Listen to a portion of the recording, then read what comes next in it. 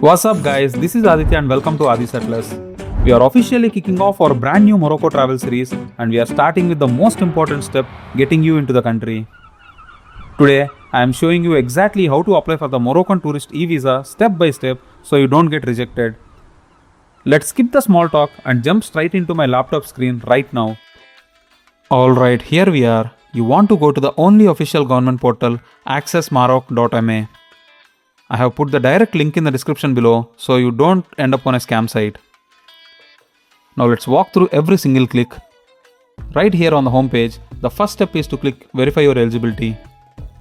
I'm checking my own eligibility right now by selecting my nationality as India and my residence country as Ireland.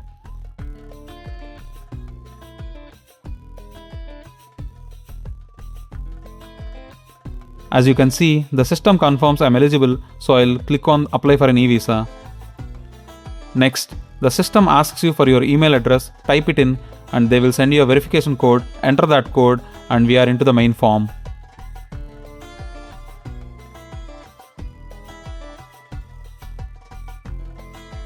So from here, you have to read all the details carefully and fill the details. So you have to give your nationality here, to which country you belong, and your country of residence, your date of birth, and what type of passport you hold, and what is the purpose of your trip. In this case, I am a tourist, and if you are holding any other valid visa.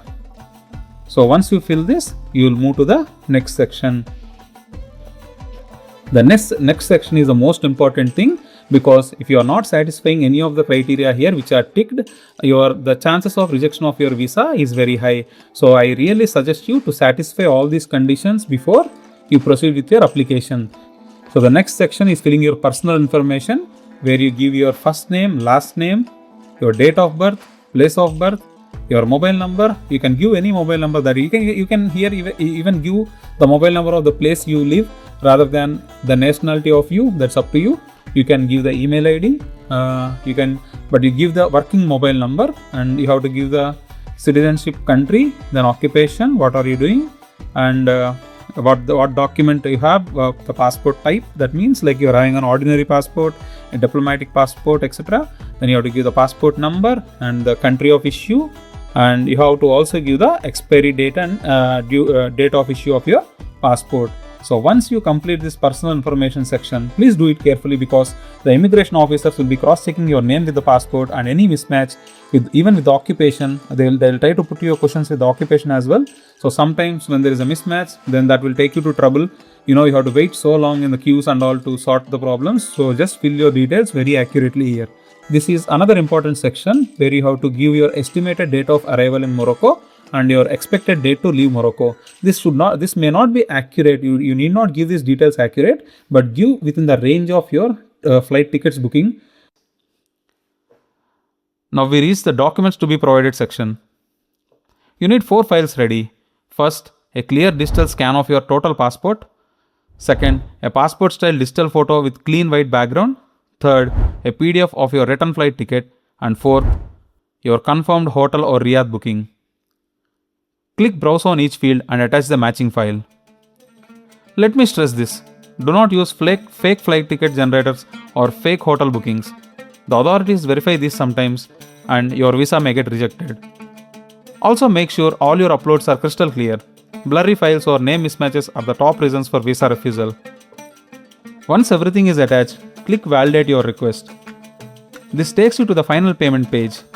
The standard processing takes 72 hours generally and costs 770 dirhams, which is about 70 euros. If you are in a hurry, there is an express option that takes 24 hours for 1100 dirhams. Select your option, enter your card details, click pay, and you are good to go. So once you pay the amount, you will be receiving a tracking number to your email ID, and that's it. You can check your status of your application by clicking your tracking number here. So this is the process of applying the eVisa. Now that you saw exactly what to click and how to apply the eVisa, let's clear up a massive myth about eligibility. If you have a passport from the US, UK, Canada, Australia or the EU, you are entirely visa exempt. Just show up at the airport and get your stamp. But what if your passport isn't from that list, but you happen to hold a valid US, UK or Schengen visa in your passport? A lot of people think this grants you automatic or free entry into Morocco, which is false. It does not grant you free entry. Instead, having a valid Schengen, US, UK, Australian, New Zealand or Irish visa simply gives you conditional eligibility. This means you are allowed to use this online portal to apply and pay for the eVisa, completely bypassing the need to go to an embassy.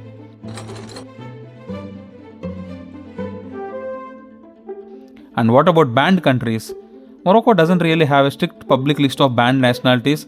However, if your country is not visa exempt and you don't hold one of those supporting US, UK or Schengen visas, you are not eligible for the e-visa. You will have to go through the traditional lengthy process of applying for the physical sticker visa at the Moroccan embassy or consulate, and you do not have an option to apply the e-visa on the portal. You have to know about few immigration checks and prohibited items once your e-visa arrives in your email. Once your e-visa arrives in your email inbox, print it out. When you land in Morocco, the immigration checks are very thorough. The border agents will ask you to see a printed e-visa, your physical passport, your return flight tickets, and a proof of your hotel booking. It's best to have them all printed in your hand so you don't hold up the line. After immigration, you will pass through customs scanners, and this is crucial. Do not bring a drone into Morocco. Drones are strictly banned for tourists. The airport X-ray scanners will detect it and it will be confiscated almost immediately, and you will face a massive headache. They also ban satellite phones. Also, respect the duty-free limits. You are only allowed to bring in a bottle of wine and one bottle of spirit per adult. Rules and limitations. Before you finalize your trip, you need to know a few strict rules about this e-visa. First, remember those fees you paid at the end of the application? They are totally non-refundable. Even if your visa gets rejected, they don't refund you the money. So double check your documents before you hit submit. Second thing, it is a single entry visa and you cannot leave Morocco and come back on the same visa. And finally, while the visa itself is valid for 180 days from the day it's issued, you are only allowed to stay inside the country for a maximum of 30 days. Before we wrap up, let's talk about when and where you should actually go. The absolute best times to visit Morocco are the spring months from March to May and autumn months from September to November. The weather is perfectly warm but mild in these seasons. As for where to go, Morocco is incredibly diverse. You have Rabat, the official political capital known for its historic fortress and relaxed coastal vibe, and there is Casablanca, the massive economic hub famous for the breathtaking Hassan II Mosque built right over the ocean. If you head north, you will find Chefchaouen, the iconic blue pearl hidden in the mountains, and for pure history, there is Fes, the spiritual heart of the country with its massive ancient car-free Medina. But for this specific Addis Atlas travel series we are planning, we are focusing exclusively on the most popular destination of them all, Marrakech. I am going to show you exactly how to navigate its chaos and use it as base camp for epic day trips. And that's it about the video. The paperwork and customs are done, now the real fun begins. In the next video of our Morocco series, I am taking you with me as we finally land in Marrakech, jump in a taxi, and experience the crazy beautiful chaos of the Marrakech city for the first time. Make sure you are subscribed so you don't miss it, and I will see you guys in the next video. Keep watching.